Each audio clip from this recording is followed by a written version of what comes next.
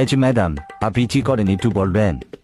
আমি এই বাড়ির একমাত্র বউ, মানে এখানে আমি ফুল টাইম চাকরি করি কোনো বেতন ছাড়া। আপনার যোগ্যতা? আমার ভোর 5টা থেকে কাজ শুরু হয়, রান্না করা, ঘর বাড়ি সামলানো, ধোয়া মোছা। তারপরে রাত 11টার পরে সবার যখন খাওয়া দাওয়া শেষ হয় তখন আমার কাজ শেষ হয়। তো এতদিনের কাজের অভিজ্ঞতা বলুন।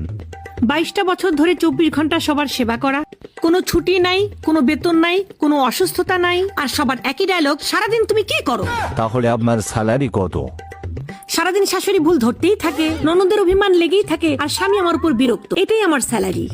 এতদিন আপনার প্রমোশন কি হয়েছে? আগে বউ ছিলাম, এখন মা হয়েছি, কয়েকদিন পর শাশুড়ি হব। পদের নাম চেঞ্জ হয়ে যাবে কিন্তু দায়িত্ব চেঞ্জ হবে না। আমরা বাড়ির বউ, বুঝছেন? আমরা সংসারে স্থায়ী হয়েও আমাদেরকে ধরা হয় অস্থায়ী। আচ্ছা, এসব সিরিয়াস আলাপ বাদ, এখন বলুন আপনার শখ কি? শখ ঘোরাঘুরি করা। ও আচ্ছা, তাহলে এ পর্যন্ত কোথায় কোথায় ঘোরাঘুরি করেছেন? এই যে বেডরুম থেকে রান্নাঘর, রান্নাঘর থেকে বাথরুম, বাথরুম থেকে ব্যালকনি, এই সব জায়গায় আর কি। কি বলেন?